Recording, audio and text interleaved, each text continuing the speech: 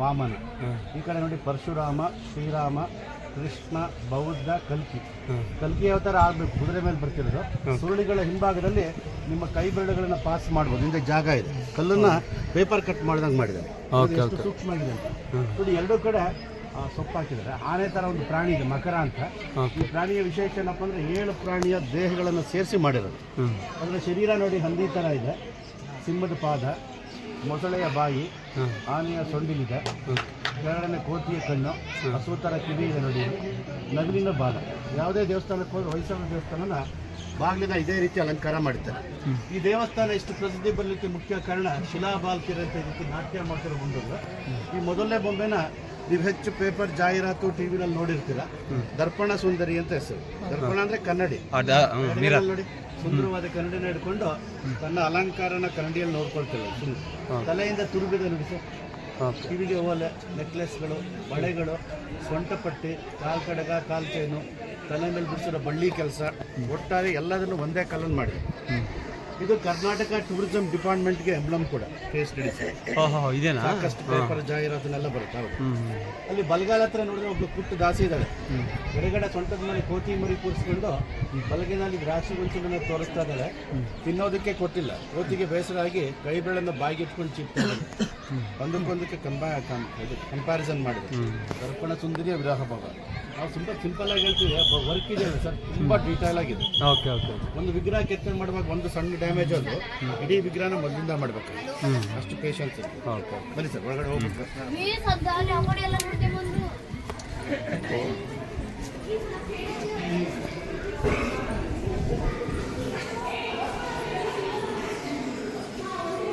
ಸ್ವಲ್ಪ ಸೈಡಿಗೆ ಬನ್ನಿ.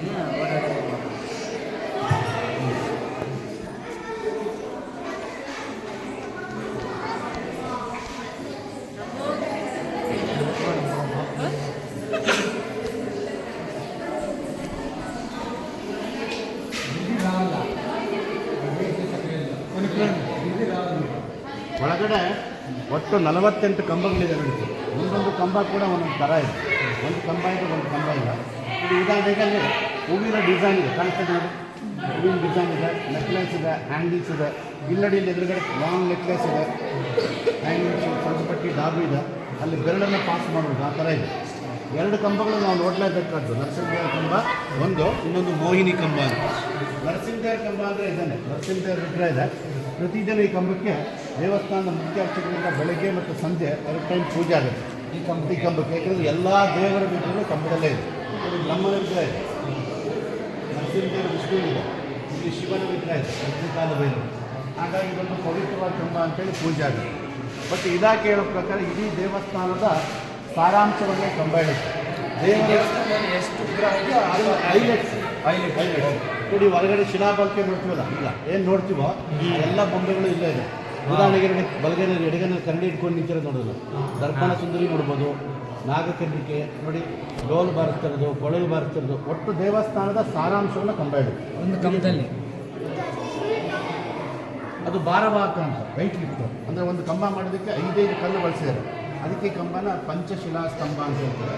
ಅದರಲ್ಲಿ ಒಂದೇ ಕಲ್ಲಲ್ಲಿ ಮಾಡಿರೋ ಕಂಬ ಕೊನೆ ಈ ಕಂಬದ ಹಿಂಭಾಗದಲ್ಲಿ ಸ್ವಲ್ಪ ಜಾಗನ ಖಾಲಿ ಬಿಟ್ಟಿದೆ ನೋಡಿ. ಇಲ್ಲಿ ಈ ಥರ ವಿಗ್ರಹಗಳಿದೆಯಲ್ಲ, ಆ ಥರ ಯಾವುದೇ ವಿಗ್ರಹ ಇಲ್ಲ, ಜಸ್ಟ್ ಬ್ಲ್ಯಾಂಕ್ ಆಗಿದೆ. ಬಟ್ ಏನಕ್ಕೆ ಬಿಟ್ಟಿದ್ದಾನೆ ಅಂತ ಎಲ್ಲೂ ಬರೋದಿಲ್ಲ. ಇದಕ್ಕೆ ನಮ್ಮ ಹಿರಿಯವರು ಕೂಡ ಕಾರಣ ಏನು ಅಂದರೆ, ದೇವರಿಗೆ ರೂಪ ಇಲ್ಲ, ಆಕಾರ ಇಲ್ಲ, ನಿರಾಕಾರಿ, ಸರ್ವಂತ್ರ್ಯಾಮಿ, ನಾವೇನು ಬೇಕಾದ್ರೆ ಅನ್ಕೋಬೋದು. ನೋಡಿ ಕಂಬದಲ್ಲಿ ಶಾರ್ಟ್ ನೆಕ್ಲೆಸ್ಗಳು ನೋಡಿ, ಸಣ್ಣ ಸಣ್ಣ ಮಣಿಗಳಿಂದ ಅಲಂಕಾರ ಮಾಡಿದ್ದಾನೆ ನೋಡಿ. ಬಂಗಾರದ ಬಳೆಗಳ ಡಿಸೈನ್ ಬರುತ್ತಲ್ಲ, ಅದು ಹೂವಿನ ಡಿಸೈನ್ ನೋಡಿ. ಟಾಪ್ ಟು ಬಾಟಮಿಂದ ನೋಡಿದ್ರೆ ಅಲೈನ್ಮೆಂಟಾಗಿ ಕಾಣಿಸುತ್ತೆ ನೋಡಿ. ಒಂದೊಂದು ಸ್ವಲ್ಪ ಕೂಡ ಒಂದು ಚೂರು ವ್ಯತ್ಯಾಸ ಆಗಿದೆ. ಇಷ್ಟು ಪರ್ಫೆಕ್ಟಾಗಿ ಮಾಡಿದೆ. ಬನ್ನಿ ಸರ್. ನಾಟ್ಯನ ಮಾಡೋದಕ್ಕೆ ಬಳಸಿದಂಥ ಜಾಗ ನೃತ್ಯ ವೇದಿಕೆ ಅಂತ. ಭರತನಾಟ್ಯ ಮಾಡೋದು ಕೂಡ ದೇವರಿಗೆ ಸೇವೆ ಮಾಡಿದಾಗ. ಬನ್ನಿ ಎಲ್ಲ ಮೇಲೆ ಅದ್ಭುತವಾದ ಸೀಲಿಂಗ್ ಇದೆ. ಫೋಟೋ ತೊಳೆದಾರೆ ತೊಗೊಳ್ಳಿ. ಸುಮಾರು 42 ಪೀಸ್ ಕಲ್ಲುಗಳನ್ನು ಕೆಳಗಡೆ ಮಾಡಿಕೊಂಡು ಅದನ್ನ ಮೇಲೆ ತೊಗೊಂಡೋಗಿ ಜೋಡಿಸಿರೋದು. ಈಗ ನೋಡಿ ಎಲ್ಲ ಪೀಸ್ ಕಲ್ಲುಗಳು ಕಾಣಿಸುತ್ತೆ ನೋಡಿ. ಒಂದು ಪೀಸ್ ಕಲ್ಲು ಕೂಡ ವೃತ್ತಾಕಾರ, ರೌಂಡ್ ಶೇಪಲ್ಲಿ ಬರಬೇಕು, ಆ ರೀತಿ ರೆಡಿ ಮಾಡಿದ್ರು. ಇದರ ಅಂದಾಜು ಸುತ್ತಳತೆ 24 ಅಡಿ ಇದೆ. 12 ಅಡಿ ಅಗಲ ಬರುತ್ತೆ. ಸುಮಾರು 5 ರಿಂದ 6 ಅಡಿ ಆಳ ಬರುತ್ತೆ. ಸಣ್ಣ ಕಂಬ ಇದೆಯಲ್ಲ, ಅದನ್ನು ಕೀಯಾಗಿ ಉಪಯೋಗಿಸೋದು, ಲಾಕ್ ಥರ. ಹೇಗೆ ನಾವು ನಟ್ಟು ಬೋಲ್ಟು ಟೈಟ್ ಮಾಡ್ತೀವೋ ಆ ರೀತಿ ಇಲ್ಲಿರೋ ಒಂದೊಂದು ಪೀಸ್ ಕಲ್ಲನ್ನು ಜೋಡಿಸಿ ಹೋಗಿ ಕೊನೆ ಈ ಕಲ್ಲಲ್ಲಿ ಲಾಕ್ ಮಾಡಿದ್ದಾರೆ. ಇಡೀ ಉಗ್ರ ನರಸಿಂಹದೇವ್ರದ್ದು ವಿಷ್ಣು ಸಂಕೇತ, ಒಳಗಡೆ ಕಮಲದ ಕಾಣಿಸ್ತದೆಲ್ಲ ಬ್ರಹ್ಮನ ಸಂಕೇತ, ಇಡೀ ಕಂಬದ ಆಕಾರ ಶಿವಲಿಂಗ ಬಂದಂಗೆ ಬರುತ್ತೆ. 3 ದೇವರುಗಳನ್ನು ಒಂದೇ ಜಾಗದಲ್ಲಿ ತೋರಿಸ್ತೇನೆ. ಅದಕ್ಕೆ ಇದನ್ನು ಭುವನೇಶ್ವರಿ ಅಂತ ಹೇಳಿ ಕರೀತಾರೆ. ನೋಡಿ, ಭರತನಾಟ್ಯ ಮಾಡ್ತಿರೋದು, ಸಂಗೀತ ವಾದ್ಯಗಳನ್ನು ನುಡಿಸ್ತಿರೋದು, ರಾಮಾಯಣ ಮಹಾಭಾರತ ಕಥೆ ಎಲ್ಲ ನೋಡ್ಬೋದು. ಈ ಥರ ಸೀಲಿಂಗು ಇಡೀ ಇಂಡಿಯಾದಲ್ಲಿ ದೊಡ್ಡ ಸೀಲಿಂಗ್ ಇಲ್ಲೇ ಇರೋದು. ಈಗೆಲ್ಲ ಮಾಡಿದ್ದಾರೆ ಮೈಟ್ ಮಾರ್ಬಲ್ ಎಲ್ಲ, ಮೌಂಟ್ ಓಬನ್ನೆಲ್ಲ. ಬಟ್ 900 ವರ್ಷ ಹಳೆ ಕಾಲದ ಸೀಲಿಂಗ್ ಕಲ್ಲಲ್ಲಿ ಮಾಡಿರೋದಿಲ್ಲ, ವಿತೌಟ್ ಸಿಮೆಂಟ್ ಕಾಂಕ್ರೀಟ್. ಕಲ್ಲಿಗೆ ಕಲ್ಲನ್ನು ಒಳಗಡೆ ಲಾಕ್ ಮಾಡಿ ನಿಲ್ಲಿಸಿರೋದು. ನೋಡಿ, ಇದೇ ವಿಗ್ರಹ ರಾಣಿ ಶಾಂತಲಾದೇವಿಯವ್ರದ್ದು. ಶಾಂತಲಾದೇವಿ ವಿಷ್ಣುವರ್ಧನ ಮಹಾರಾಜನ ಪತ್ನಿ. ನಾಟ್ಯಕ್ಕೆ ತುಂಬ ಹೆಸರು ಮಾಡಿದರು. ಮಾಡಿರೋದು ಬಳಪದ ಕಲ್ಲೆ ಆದರೂ ಕಬ್ಬಿಣದಲ್ಲಿ ಮಾಡಿರೋ ಹಾಗೆ ಶೈನಿಂಗ್ ಇದೆ. ಇದನ್ನೆಲ್ಲ ಏನು ಮಾಡ್ತಾರೆ, ಹೊರಗಡೆ ಅದನ್ನು ಅರ್ಬಲ್ ಪೇಂಟ್ ಮಾಡ್ತಾರೆ, ನ್ಯಾಚುರಲ್ ಪೇಂಟ್ ಮಾಡ್ತಾರೆ. ಹೊರಗಡೆ ಇರೋದನ್ನ ಕೆಮಿಕಲ್ ಟ್ರೀಟ್ಮೆಂಟ್ ಮಾಡ್ತಾರೆ. ಅಲ್ಲಿ ಪೀಠದಲ್ಲಿ ನಾಟ್ಯ ರಾಣಿ, ನಾಟ್ಯ ಸರಸ್ವತಿ ಅಂತ ಇದೆ. ಅದು ಶಾಂತಲಾ ದೇವಿಯವರಿಗಿದ್ದಂಥ ಬಿರುದುಗಳು. 42 ಬೊಂಬೆ ನೋಡ್ತೀರಲ್ಲ, ಅದರಲ್ಲಿ ತುಂಬ ಆಭರಣ ಇರೋ ವಿಗ್ರಹ ಅಂದರೆ ಇದು. ಹೊರಗಡೆ 38 ಇದೆ, ಒಳಗಡೆ 4 ಇದೆ. ಅದರಲ್ಲಿ ತುಂಬ ಆಭರಣ ಅಂದರೆ ಇದು. ನೋಡಿ, ತಲೆ ಮೇಲೆ ದೊಡ್ಡ ಕಿರೀಟ ಇದೆ. ಆ ಕಿರೀಟ ನೋಡಿ ಸರ್, ಎಷ್ಟು ಡೀಟೇಲ್ ಆಗಿದೆ ನೋಡಿ. ಕೈ ತುಂಬ ಬಳೆ ಇದೆ, ತೋಳು ಬಂದು, ಭುಜಕೀರ್ತಿ, ತಲೆಯಿಂದ ತುರುಬಿದೆ ಕಾಣಿಸ್ತದಲ್ಲ, ಅದರಿಂದ ನೋಡಿ ಬಟ್ಟೆಯನ್ನು ಕೂಡ, ಪರದೆ ಕೂಡ ಶಿಲ್ಪಿ ಕಲ್ಲಲ್ಲೇ ಬಿಡಿಸಿ. ಇದು ಮಯೂರ ನರ್ತಕಿ ಅಂತ. ಬಲಗನಲ್ಲಿ ಒಂದು ಬಳ್ಳಿ ಹಿಡ್ಕೊಂಡಿದ್ದಾಳೆ ಸುಂದರಿ. 2 ಬಳೆಗಳಿದೆ. ಮುಂಭಾಗದ ಬಳೆ ಇದೆಯಲ್ಲ, ಮೊದಲನೇ ಬಳೆ ನೋಡಿ, ಆ ಬಳೆನ ತಿರುಗಿಸಿದ್ರೆ ಹೀಗೆ ನಿಮ್ಮ ಕೈನ ಬಳೆ ತಿರುಗುತ್ತಲ್ಲ, ಹಾಗೆ ಬಳೆ ಈಗಲೂ ತಿರುಗುತ್ತೆ. ಮೊದಲನೇ ಬಳೆ ಆ ತಿರುಗೋ ಕಲ್ಲಿನ ಬಳೆನ ಅದೇ ಕಲ್ಲಲ್ಲಿ ಕೊರೆದು ಬಿಡಿಸಿರೋದು. ಬಳೆನ ಮಾಡಿ ಅದಕ್ಕೆ ತೊಡಿಸಿಲ್ಲ. ಅದನ್ನ ನೀವು ನೋಡ್ಬೇಕಂದ್ರೆ ಯೂಟ್ಯೂಬ್ನಲ್ಲಿ ಹೋಗ್ಬಿಟ್ಟು ನೆಕ್ಟರಿನ್ ಸ್ಟೋನ್ ಅಂತ ಹೊಡೆದು ಸರ್, ಇದು ಡಾಕ್ಯುಮೆಂಟ್ರಿ ಸರ್. ಅದರಲ್ಲಿ ಆ ಬಳೆನ ಹಲ್ಗಾಡಿಸಿರೋದನ್ನ ಆಫೀಸರ್ಸ್ ವಿಡಿಯೋ ಮಾಡಿ ಅಪ್ಲೋಡ್ ಮಾಡಿದ್ರೆ ನೋಡ್ಬೋದು. ಹಾಗೆ ಇಲ್ಲ, ಅದರಲ್ಲಿ ಇನ್ನೊಂದು ವಿಶೇಷ ಇದೆ. ಈ ಬೈತಲೆ ಬಟ್ಟು ಅಂತ ಹೆಣ್ಮಕ್ಳು ಆಗ್ತಾರೆ ಅಲ್ಲಿ ಕತ್ತಿ ಮೇಲೆ, ಅಲ್ಲೊಂದು ಬೈತಲೆ ಬಟ್ಟಿದೆ, ಸಣ್ಣದು ವೈಟ್ ಪಾಯಿಂಟ್. ಅದನ್ನು ಕೂಡ ಈಗ ಮೇಲೆ ಕಡೆ ಮೂವ್ ಆಗುತ್ತೆ. ಈಗ ಬನ್ನಿ, ಇಲ್ಲಿಂದ ನೋಡಿದ್ರೆ ಅಲ್ಲಿ ನಿಮ್ಗೊಂದು ಪಕ್ಷಿ ಕಾಣಿಸ್ತಾ ಇದೆ. ಪಕ್ಷಿಯ ಮುಖ ಇದೆಯಲ್ಲ, ಅದು ಗಿಣಿ ತರ ಇದೆ. ದೇಹ ನೋಡಿ ನವಿಲಿನ ತರ ಇದೆ. ಮೂತಿ ಎಲ್ಲ ಗಿಣಿ ಇದ್ದು, ದೇಹ ನವಿಲಿನ ತರ. ಈ ಥರ ಪಕ್ಷಿ ಪ್ರಪಂಚದಿಲ್ಲ. ಅದಕ್ಕೆ ಡಿ ಬಿ ಗುಂಡಪ್ಪನವರು ಹೋಲಿಕೆ ಏನಿದೆ ಅಂದರೆ, ಒಂದು ಸುಂದರವಾದ ಹೆಣ್ಣು ನಾಟ್ಯನ ಮಾಡಿದ್ರೆ ಅದು ನವಲಿನ ಥರ ಇರಬೇಕು, ಮಾತಾಡಿದ್ರೆ ಗಿಣಿ ಥರ ಇರಬೇಕು, ಸುಮಧುರ ಭಾಷೆ. ಅದು ಈ ವಿಗ್ರಹ ನೋಡಿ, ತನ್ನ 2 ಕೈನ ಉಪಯೋಗಿಸ್ಕೊಂಡು ಜಡೆನ ಹಿಂಡು ನೀರು ತೆಗಿತಿದ್ದಾಳೆ. ಆ ನಿಂತಿರೋ ಭಂಗಿ ತುಂಬ ವಿಶೇಷವಾಗಿದೆ. ಅಲ್ಲಿ ಏನಾಗಿದೆ ಅಂದರೆ, ಸ್ಟೈಲಿಶ್ ಆಗಿ ನಿಂತಾಗ ಎಡಗಾಲಿನ ಹೆಬ್ಬೆರಳು ಮತ್ತು 4 ಬೆರಳ ಮಧ್ಯದಲ್ಲಿ ಗ್ಯಾಪ್ ಅನ್ನ ನೋಡೋದು. ಅಲ್ಲೆಲ್ಲ ಶಿಲ್ಪಿಗಳ ಹೆಸರಿದೆ. ಈ ಕಡೆ ಎಡಕ್ಕೆ ತಿರುಗಿ ಹಳೆ ಕಾಲದ ದೇವಸ್ಥಾನದ ಬಾಗಿಲುಗಳು ಬರ್ತಲ್ಲ, ಮರದ ಬಾಗಿಲು, ಆ ಥರ ಮಾಡಿದ್ದಾರೆ. ಈ ಕಂಬದ ಮೇಲೆ ನೋಡಿ ಬ್ರೇಸ್ಲೆಟ್ ಬರ್ತಿತ್ತಲ್ಲ ಹಿಂದೆ, ಕೈ ಕಡಗ ಕಪ್ಪ ನೋಡಿ, ಪೇಪರ್ ಕಟಿಂಗ್ಸ್ ಥರ ಇದೆ ನೋಡಿ, ನೆಕ್ಲೆಸ್ಗಳು, ಬಳೆಗಳು. ಈ ಕಂಬ ನೋಡಿ ಬೆಲ್ ಶೇಪ್ ಇದೆ. 2ನೇದು ಕಮಲದ ಥರ ಇದೆ. 3ನೇದು ಅಂಬ್ರೆಲಾ ಶೇಪ್ ಇದೆ, ಸ್ಟಾರ್ ಶೇಪ್ ಇದೆ, ಡೈಮಂಡ್ ಶೇಪ್ ಇದೆ. ಇಲ್ಲಿ ಜಯ ವಿಜಯರು ದೊಡ್ಡ ವಿಗ್ರಹ ನೋಡೋದು ಪ್ರತಿ ಭಾಗದಲ್ಲೂ ಇದ್ದಾರೆ. ಬಟ್ ಇಲ್ಲಿ ತುಂಬ ನಿಮಗೆ ಕ್ಲಿಯರ್ ಆಗಿ ಕಾಣಿಸುತ್ತೆ. ಜಯ ವಿಜಯ, ವಿಷ್ಣುವಿಗೆ ದ್ವಾರಪಾಲಕರು. ಇದು ಕಾಮನ್ ಮಕರ ತೋರಣ ಅಂತ ಅಲ್ಲಿ ನೋಡಿದ್ರೆ. ಇಲ್ಲಿ ಆ ಪ್ರಾಣಿ ಮೇಲೆ ಕುತ್ಕೊಂಡು ಸವಾರಿ ಮಾಡ್ತಿರೋದು ವರುಣ ಮತ್ತು ವಾರುಣಿ, ಮಳೆ ಬರೆಸುವಂಥ ದಂಪತಿಗಳು.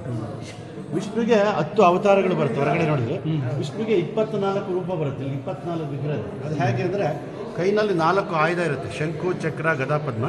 ಆ ಆಯುಧಗಳೇ ಕೈಯಿಂದ ಕೈಗೆ ಬದಲಾವಣೆ ಆಗ್ತಾ ಹೋಗುತ್ತೆ. ಅದೇ ಕೇಶವ, ಮಾಧವ, ಅಚ್ಯುತ ಅಂತ ಹೇಳ್ತೀವಿ. ಅದು ನಾಮಾವಳಿಗಳು ಬೇರೆ, ರೂಪಗಳು ಬೇರೆ. ಮತ್ತು ಇಲ್ಲಿ ನೋಡಿ, ಇನ್ನೊಂದು ಕಂಬ ನೋಡಬೇಕಾದ್ದು ಮೋಹಿನಿ ಕಂಬ ಅಂತ. ಇಲ್ಲಿ ನೋಡ್ಕೋಬೇಕು, ದರ್ಶನ ಮಾಡಬೇಕು. ದರ್ಶನ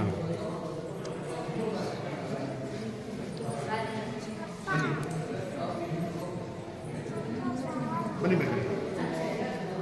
ಫೋಟೋ ಎಲ್ಲ ಕಡೆ ತಗೋಬೋದು. ದೇವರ ವಿಗ್ರಹ ಒಂದು ಬಿಟ್ಬಿಟ್ಟು ಸ್ವಲ್ಪ ಹಂಗೆ ನಿಂತ್ಕೊಳ್ಳಿ, ಸ್ವಲ್ಪ ಈ ಕಡೆ ಬನ್ನಿ. ನೋಡಿ, ಈ ವಿಗ್ರಹ ಇದಲ್ಲ, ಇದು ಇದು ನಮ್ಮ ಕಮ್ಮಿ ಭಾಗ ಆಗ್ತಿಲ್ಲ. ಇದು ವಿಗ್ರಹ ಏನು ಗೊತ್ತಾ, ಒಂದೇ ಕಲ್ಲಲ್ಲಿ ಇಷ್ಟೆಲ್ಲ ಕೆತ್ತನೆ ಮಾಡಿದ್ದಾರೆ. ಇದಕ್ಕೆ ಮೋಹಿನಿ ಅಂತ ಹೇಳ್ತೀವಿ. ವಿಷ್ಣು ಪರಮಾತ್ಮ ಈ ರೂಪನ ಧರಿಸಿದ್ದು ಭಸ್ಮಾಸುರನನ್ನು ಆಕರ್ಷಣೆ ಮಾಡಿ ಸಂಹಾರ ಮಾಡಲಿಕ್ಕೆ. ಹೆಣ್ಮಕ್ಳಲ್ಲಿ 4 ಕ್ಯಾಟಗರಿ ಬರುತ್ತೆ: ಅಸ್ತಿನಿ, ಚಿತ್ತಿನಿ, ಪದ್ಮಿನಿ, ಶಂಕಿನಿ. ಪದ್ಮಿನಿ ಜಾತಿಯಲ್ಲಿ ಮೋಹಿನಿ ರೂಪ. ಸುಂದರವಾಗಿ ಕಾಣಬೇಕಾದ್ರೆ ಈ ಥರ ಇರಬೇಕು. ಅದೇ ಸಾಮುದ್ರಿಕ ಲಕ್ಷಣಗಳು. ಐಬ್ರೋ ಒಂದು ನೋಡಿ, ಕಾಮನ ಬೆಲ್ಲಿನ ಥರ ಇದ್ದರೆ ಕಾಮಾಕ್ಷಿ. ಕಣ್ಣುಗಳು ಮೀನಿನ ಆಕಾರದಲ್ಲಿದ್ದರೆ ಮೀನಾಕ್ಷಿ. ದುಂಡು ಮುಖ ಇದ್ದರೆ ಚಂದ್ರಮುಖಿ, ರೌಂಡ್ ಫೇಸ್.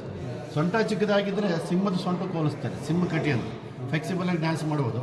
ಸೊಂಟ ದೊಡ್ಡದಿಟ್ಕೊಂಡು ಕೊಂಡ್ರೆ ಆನೆ ಕೊಂಡ್ದಂಗೆ ಆಗ್ತದೆ, ಗಜಕಟಿ ಅಂತ. ಆ ಸುಂದರಿಯ ಒಟ್ಟು ಮುಖದ ಉದ್ದ ಆ ಸುಂದರಿಯ ಸೊಂಟದ ಅಳತೆಗೆ ಸಮ ಇರಬೇಕು. ಹಾಗಾಗಿ ಮತ್ತು ಮೂಗಿನ ಉದ್ದ ಎಷ್ಟು ಬರುತ್ತೋ ಅಷ್ಟೇ ಪ್ರಮಾಣದಲ್ಲಿ ಹಣೆ ಅಷ್ಟೇ ಗಲ್ಲ ಬರಬೇಕು. ಒನ್ ಥರ್ಡ್ ಆಫ್ ದ ಹೆಣ್ಣುಮಕ್ಳ ಕಾಲುಗಳಲ್ಲಿ ಎರಡನೇ ಬೆರಳು ಉದ್ದ ಇತ್ತು ಅಂದರೆ ಇಡೀ ಮನೆನ ಕಂಟ್ರೋಲ್ ಮಾಡ್ತಾರೆ, ಮನೆಗೆ ಬಾಸ್ ಇದ್ದಾಗೆ ಅಂತ ಹೇಳ್ತಿದ್ರು. ಈಗ ಬೆರಳು ಉದ್ದ ಇಲ್ಲ ಅಂದರೂ ಕಂಟ್ರೋಲ್ ಮಾಡ್ತಾರೆ. ಮತ್ತು ಹೆಣ್ಣುಮಕ್ಕಳ ಪಾದ ಇದೆಯಲ್ಲ, ಅದು ಭೂಮಿಗೆ ಚಪ್ಪಟೆಯಾಗಿ ಸ್ಪರ್ಶ ಆದರೆ ಗಜಪಾದ ಅಂತ, ಫ್ಲಾಟ್ ಫೀಟ್. ಈ ಥರ ಗ್ಯಾಪ್ ಇದ್ದರೆ ಪದ್ಮಪಾದ. ನೋಡಿ ಎಲ್ಲ ಲೈಟ್ ಬಿಡ್ತೀನಿ, ನಿಮ್ಗಡೆ ಲೈಟ್ ಬರುತ್ತೆ ನೋಡಿ, ಗ್ಯಾಪ್ ಇದೆ ಅನ್ನೋದು, ಇಲ್ಲಿ ಗ್ಯಾಪ್ ಇದೆ. ಹಾಗೆ ಎಷ್ಟು ಸುಂದರವಾದ ಕೆತ್ತನೆ ಕೆಲಸ ಇದೆ ಅಂದರೆ ನೋಡಿ, ಇಲ್ಲೆಲ್ಲ ಪೇಪರ್ ತುಂಡೆಲ್ಲ ಪಾಸ್ ಮಾಡ್ಬೋದು. ಲೈಟ್ ಪಾಸ್ ಆಗ್ತಿದೆ, ಕಾಣಿಸ್ತಿದೆ ನೋಡಿ. ಇನ್ನೊಂದು, ಆ ಸುಂದರಿಯ ಒಟ್ಟು ಮುಖದ ಉದ್ದ ಆ ಸುಂದರಿಯ ದೇಹದ 7ನೇ ಒಂದು ಭಾಗ. The face should be 1/7 of the body. 1 2 3 4 5 6 7. ಇದು ಹೋಗಿ ಹೋಗಿ ದರ್ಶನ ಮಾಡ್ಕೊಳ್ಳಿ, ಪೂಜೆ ಎಲ್ಲ ಮುಗಿಸ್ಕಡೆ ಹೊರಗಡೆ. ಇದೆಲ್ಲ ಹಾಳಾಗಿರೋ ಸ್ವತಂತ್ರ ಪೂರ್ವದಲ್ಲಿ, ಇವಾಗ ರಕ್ಷಣೆ ಕೊಡ್ತೀವಿ. ಭಕ್ತಾದಿ ಒಬ್ಬ 20 ವರ್ಷ ಹಳೇದು ಅಂತ ಹೇಳ್ತಾರೆ. ಸೊ ದೇವರ ಹೆಸರಲ್ಲಿ ಪೂಜೆ ಮಾಡೋಕೆ ಇದಕ್ಕೂ ಪೂಜೆ ಆಗುತ್ತೆ. ಜಿಂಕೆ ಚರ್ಮದ್ದು ಹಿಂದಿನ ಕಾಲದ ರಾಜ್ಯೆಲ್ಲ ತುಂಬ ಸ್ಟೈಲಿಶ್ ಹೊಲಿಸ್ತಿರಲ್ಲ, ಆ ಥರ ಡೆಕೋರೇಷನ್ ಮಾಡಿದ್ರು. ಅದು ಆದಿಶೇಷ ಇಷ್ಟು ಶೈವೋತ್ಸವ ಅಂತ ಮಾಡ್ತಾರಲ್ಲ, ಜಾತ್ರೆ ಎಲ್ಲ ಮುಗಿದ್ಮೇಲೆ ಅದನ್ನು ಮಾಡಲಿಕ್ಕೆ ಜಾಗ ಬರ್ತದೆ. ಇದನ್ನು ಇಲ್ಲಿ ಮೇಲೆ 9 ಬಾಕ್ಸ್ ಇದೆ ನೋಡಿ, 3 3 3 9 ಇದೆ. ಇಲ್ಲಿ ನೋಡಿ ವರಾಹಾವತಾರ ಇದೆ. ಈ ಒಂದು ಬಾಕ್ಸನ್ನು ಬಿಟ್ಟರೆ ಉಳಿದ 8 ಬಾಕ್ಸಲ್ಲಿರೋದು ನಮಗಿರೋ 8 ದಿಕ್ಕಿನಕಾಯಿ ಅಂತ ಅಷ್ಟು ದಿಕ್ಕು ಭಾಗ. ಈ ಕಂಬ ಇದೆಲ್ಲ ಸರ್ ಮೇಲೆ ನೋಡಿ, ಡೈಮಂಡ್ ಶೇಪ್ ಇದೆ, ವಜ್ರಾಕೃತಿ ಇದೆ, ಇದು ನಕ್ಷತ್ರಾಕಾರ ಇದೆ, ಇದು ಛತ್ರಿ ಬರುತ್ತಲ್ಲ, ಇಲ್ಲಿದೆಲ್ಲ ದೇವಸ್ಥಾನದ ಛತ್ರಿ ಆ ಥರ ಆಕಾರ ಇದೆ. ಇದರ ವಿಶೇಷ ಏನಪ್ಪ ಅಂದರೆ ಕಲೆ ಜೊತೆಗೆ ಸೈನ್ಸಲ್ಲಿ ಎಷ್ಟು ಅಡ್ವಾನ್ಸ್ ಇದ್ರು ಅಂತ ಒಂದು ಉದಾಹರಣೆ, ಜೊತೆಗೆ ಮ್ಯಾಥಮೆಟಿಕ್ಸ್ ಆಗಿತ್ತು ಇಂಡಿಯಾದಲ್ಲಿ. ನೋಡಿ ಇದು ಎಡ್ಜ್ಗಳಿದೆಯಲ್ಲ ಸರ್, ಇದು 1 2 3 8 ಬರುತ್ತೆ. 8 ಬಂದ ಮೇಲೆ ಅದ್ರ ಡಬಲ್ 16 ಬರುತ್ತೆ. 16 ಡಬಲ್ ಇದು 32 ಬರುತ್ತೆ. ಅದ್ರ ಪಕ್ಕದ ಕಂಬ 64 ಬರುತ್ತೆ. ಅಷ್ಟೇ ಎಷ್ಟು ಪರ್ಫೆಕ್ಟಾಗಿ ಇಟ್ಕೊಂಡಿದೆ. 8 16 32 64 32 ಬಂದು 35 ಬಂದಿದ್ರೆ ಏನೋ ಮಾಡಿದ್ದಾರೆ ಅನ್ಬೋದು. ಬಟ್ ಅಷ್ಟು ಕರಾರವಾಗಿ ಡಬಲ್ ಮಾಡಿದ್ದಾರೆ. ಆ ಇರೋ ಪ್ಲೇಸ್ ಅಲ್ಲಿ ಅಷ್ಟು ಪೋರ್ಷನ್ ಡಿವೈಡ್ ಮಾಡಿದ್ದಾರೆ. ಅವ್ರು ಎಷ್ಟು ಅಡ್ವಾನ್ಸ್ ಇದ್ರು ಮ್ಯಾಥಮೆಟಿಕ್ಸ್ ಇದೆ ಅಂತ ಬನ್ನಿ ಹೊರಗಡೆ.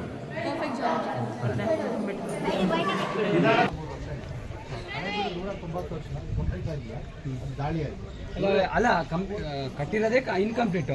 ಅದಾದ್ಮೇಲೆ ಅದಕ್ಕೆ ಮುಂಚೆ ದಾಳಿ ಬೇರೆ ಆಗಿದೆ. ದಾಳಿನೂ ಆಯಿತು. ಇಲ್ಲಿ ದಾಳಿ ಆಗಿಲ್ಲ. ಇಲ್ಲ ಮರಳಿಂದ ಮುಚ್ಚಿ ಅದು ರಾಜಧಾನಿ ಅಲ್ಲ, ಹಾಗಾಗಿ ದಾಳಿ ಮಾಡಿ ಶತ್ರುಗಳು ರಾಜಧಾನಿ ದಾಳಿ ಮಾಡ್ತಾರೆ. ರಾಜಧಾನಿ ದಾಳಿ ಮಾಡಿದ್ರೆ ಇಡೀ ಸಾಮ್ರಾಜ್ಯ ಹಾಳು ಮಾಡಿದಾಗ. ಹಾಗಾಗಿ ಇವರೇ ವಿಷ್ಣುವರ್ಧನ ಮಹಾರಾಜನ ಹೆಂಡತಿ ಶಾಂತಲದೇವಿ, ಇವರು ಗುರುಗಳು ರಾಮಾನುಜಾಚಾರ್ಯ ಇಲ್ಲಿ ಕೂತಿದ್ದಾರೆ. ಎರಡನೇದು ಶಿಲಾಬರ್ಗಿ, ಇದು ಎಡಗೈನ ಮೇಲೆ ಗಿನಿ ಕೂರಿಸ್ಕೊಂಡು ಮಾತಾಡ್ತಾರೆ. ಶುಕಭಾಷಿ ಸಂದೇಶಗಳನ್ನು ಕಳಿಸೋದಕ್ಕೆ, ಪತ್ರಗಳನ್ನು ಕಳಿಸೋದಕ್ಕೆ ಪಾರಿವಾಳಗಳನ್ನು ಕಮ್ಯುನಿಕೇಶನ್ ಮಾಡ್ಕೊಳ್ಳಿ, ಸಂಪರ್ಕಿಸೋದು.